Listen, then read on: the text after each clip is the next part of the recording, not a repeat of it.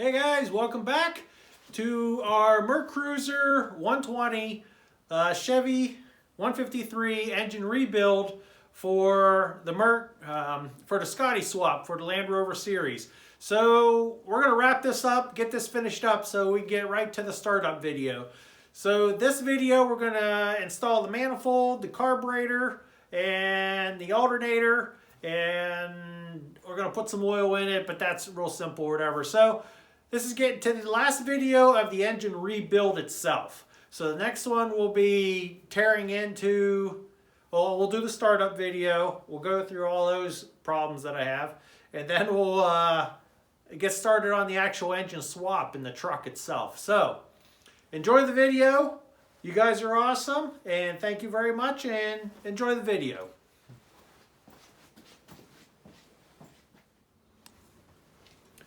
So this is a fun part here. So this is the intake manifold from a 1960s Chevy 2, number 2. They were like the smaller compact of a Chevy back in the 60s. And it came with the 153, which is the boat engine that we're putting together. It's the same engine as the GM one, but it's a little bit different. But still the intake is the same. So this intake is not from a boat. This intake and exhaust, this is your intake here.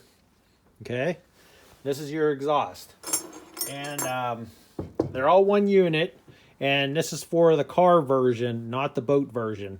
So what we're going to do is I cleaned it all up, and I put some high temperature paint on it. Well, high temperature primer and high heat paint. So hopefully, I've used this before in the past, and it's worked pretty good, so it should make it look good or whatever. So what we got, this is the exhaust manifold here, as you can see there. This is the intake manifold. And what we're going to do is I'm going to use this is a carburetor I already have. It's like it's called a Brosel Solex H40/44 EIS. And a lot of people in the Volkswagen world use these for dual carburetors on their air-cooled engines, the old ones.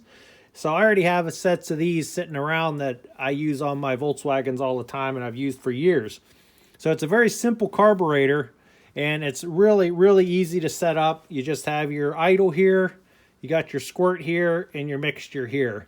And everything else is done through the jets like most other Solex carburetors. But it's a real good carburetor, and so this is what I'm going to run on it. And when this is not original, what would have come on the Nova 2 or any of the GMs or anything. But I want to use it, and it's a 40 millimeter throttle body. And it can also be made up to 44 millimeter. They actually make a bigger one.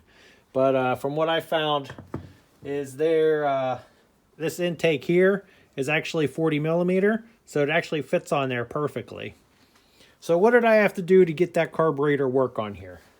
So what I have to do is I had to buy a set of 3/8, 3 1/4 exhaust manifold studs, because they need to be longer. I'll show you what the original studs look like. They're over in this bin here. So this was the original stud that was in there for the Rochester carburetor. It would have been a Rochester on here, 1 barrel. So you could see I needed a lot longer one to get through the larger part of the carburetor here. So the first thing was a stud, so I put those in there already. The next thing I had to do is I had to make a spacer, because I'll show you here how it goes on. This is what I plan on doing with the car. So what I need is I need a spacer to go down, and I made a gasket already. And I have another gasket for up here, so I'll just show you now. Take another gasket, put it down there just with cork, nothing crazy. And then the carburetor will go on there just like that. So the reason for the 1/2 inch spacer I had to make down here, which I used steel, 1/2 inch piece of steel that I had, is so the throttle can move back and forth. You see that? It actually swings down below the throttle plate, the carburetor. So that's why I needed to put the spacer on there. So now we're spaced up and we'll have this here, and I'll just run the throttle cable. That'll be later on. We'll have to figure that out. So that's the intake and that's the exhaust. We're going to go and put them on the engine now, but this is going to be the carburetor I'm going to run. And another thing to put the manifold on is that I had to get longer studs here and here for these ones to put the manifold on with the little clips, which you're going to see here in a second. Also, the end ones needed to be changed as well. They needed to be a little bit longer to fit onto the manifold. The Mercruiser one had a different, this big huge manifold here. It had a cooling jacket, had all this kind of things, and all it had was like little studs here for that, which was needed fine for that, but not for our case. So, first thing I'm going to do is the exhaust. You see here, the exhaust is here, and these two in the middle and in the end. Take that down there like that.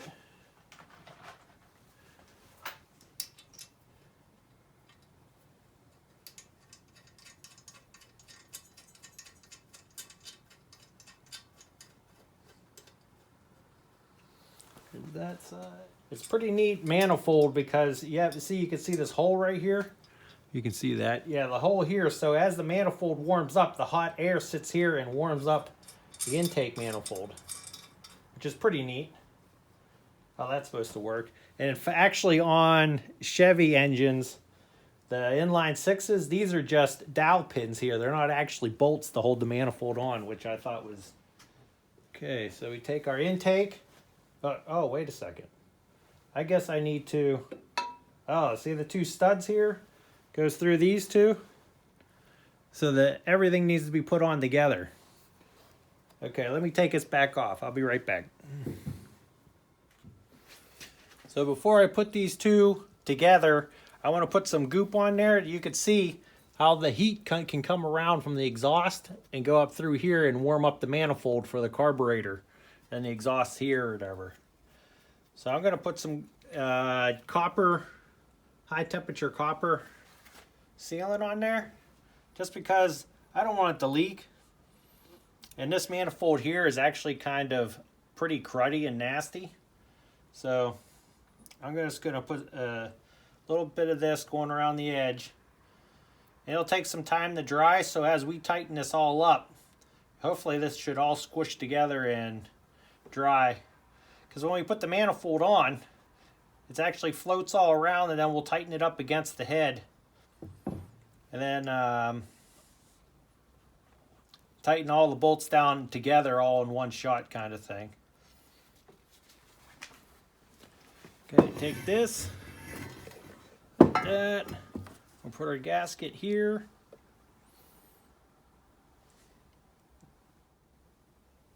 This looks like there's supposed to be a bolt going into there. I gotta go find that bolt. Be right back. Well, that was easy. I found it pretty quick.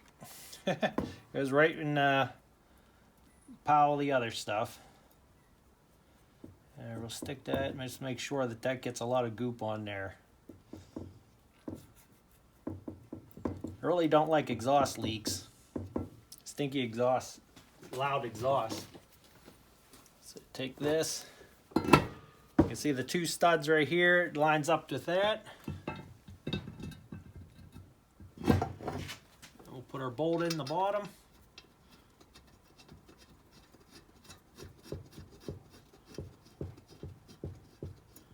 We'll just finger tighten that. Then these two at the top get nuts as well.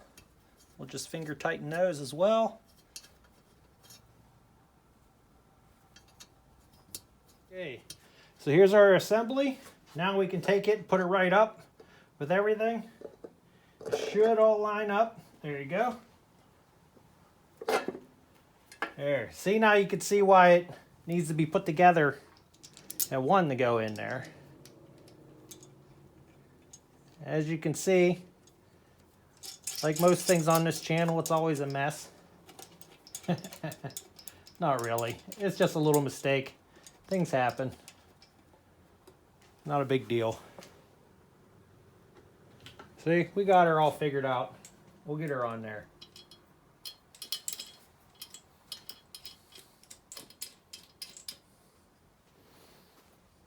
Okay, got those ones started. So I ended up having to order some of these online because I couldn't find anyone locally or anything, but they have these special little clips you could see, and they're like kind of cut out in the bottom, and they're on an angle that pinch right here and right here against the manifolds. Then this one that goes here to here. I'll zoom in on this one whenever I get that on there. So we'll put these on. So I had to order some of those because no one locally or online has them except for 12bolt.com, which is 12bolt. What's his name? That guy? 12bolt Tom. You can see there. See how it pinches here and here? I'll show you a close up here in a minute. But I didn't order new ones. I just ordered used ones because I wasn't going to pay money for a brand new set whenever used ones will work just fine from him. So it was nice that he had different options of brand new ones or used ones. And used ones are good enough for me, for iEngine. All right, I'll put these other clips on and be right back. So I went ahead and tightened all the bolts. But I wanted to give you a good shot of this with how the clips go. Like out here is just a stud.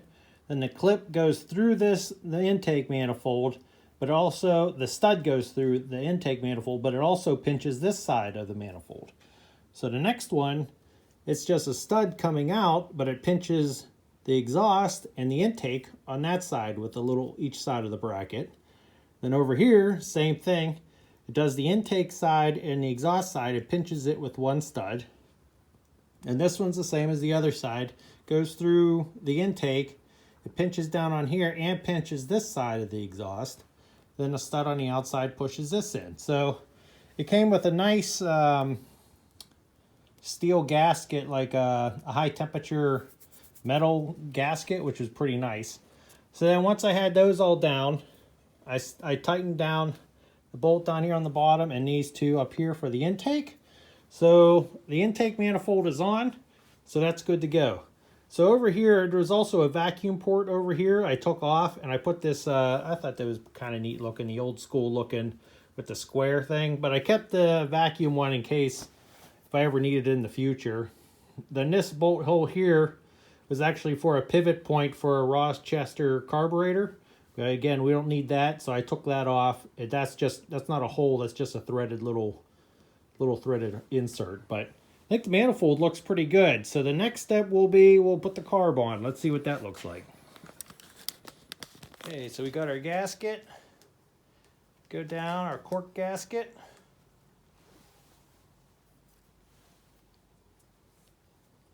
On there. Got our spacer. Go on like that, and we'll get our other gasket, cork gasket down on there.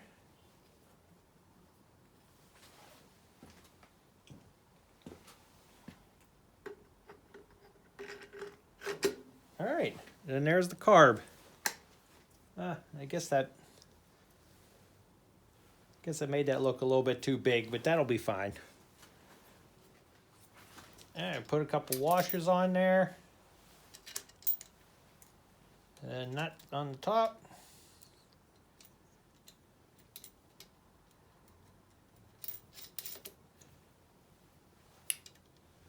Yeah, that looks pretty good. I like how that looks. And I know this is a good running carburetor because I've used these for years on Volkswagen, so I know it's a good carburetor. It should run just fine with it on there.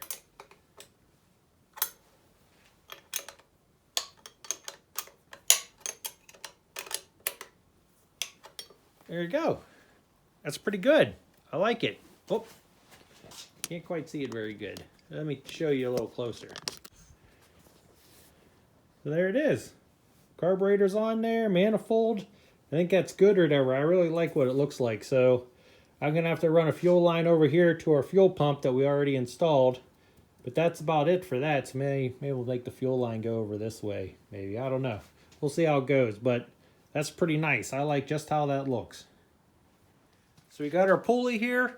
And there's 3 bolts that go on there. You have 2 larger bolts and 1 smaller bolt.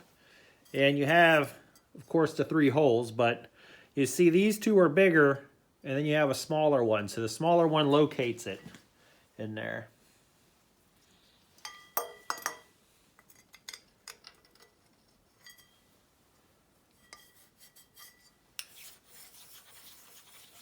Make sure it's all clean when it goes on there. We don't want it to be crooked or anything.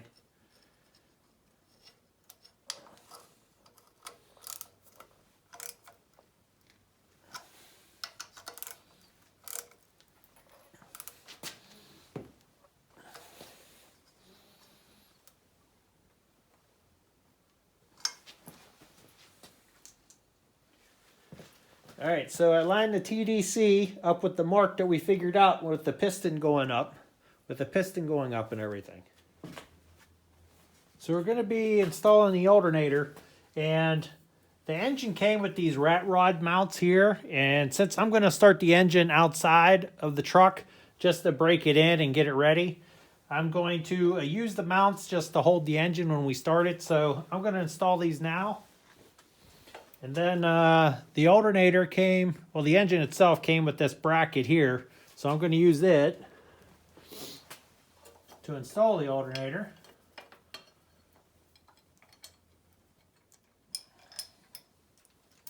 Just some washers and spacers.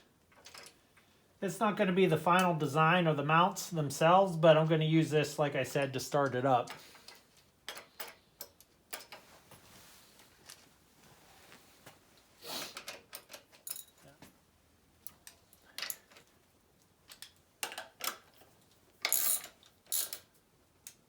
Okay, so that's the bracket. Like I said, it came with it. Let's see what I do with the bolt. Which is, if you watch my other videos, I did a GM alternator swap on my Land Rover. So this is actually the old one that doesn't charge anymore. So I'm going to use it just as a test fit one for it. And it's perfect because it actually already fits right on where it's supposed to, since it's going on a Chevy engine. It's almost like I planned it, but I really didn't. I think I'm going to get some spacers here for all this stuff whenever I go to actually install it. Oh, then you don't drop all your washers everywhere. So we got our temporary washers in there. That was a pain in the butt, so I'm definitely going to be getting a spacer for that when we go to install it. But I got the bolt in there. It hinges on here. The nice thing is that this was like actually already made for a Chevy engine, so actually everything should line up pretty good. There's a bolt up here that came with this bracket here. Again, this came with the engine, so I'm not sure what it's for. I'd have to look it up, but I'm sure it's a universal Chevy thing. So just use that.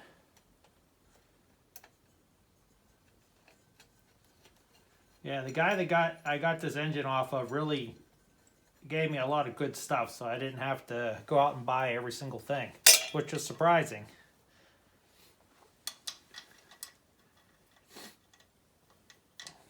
Look, it almost looks like it's made for it, doesn't it? Yeah, and all the pulleys line up too. Right on there. Okay, belt. So here's the belt. This belt, he gave me the belt with the engine. But he didn't give me an alternator, but he gave me the belt and everything. So, alright, so next thing is just tightening down all the bolts here, snugging up the belt. So, that looks pretty good.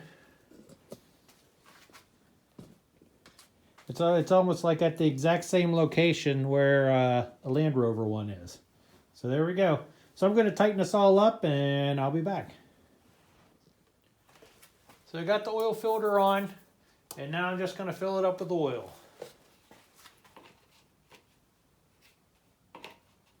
Still got to do the spark plugs and everything, but thought I'd fill it with oil for now. Okay, I hope you stayed to the end of the video. So the next video will be us starting the engine up, which is very exciting. It's very fun. And we'll go through all that to start up and kind of show you my little startup thing, little startup build for the engine. But thank you very much for liking and subscribing and following along. You guys are awesome. Stay awesome because you are awesome. I'll see you in the next one.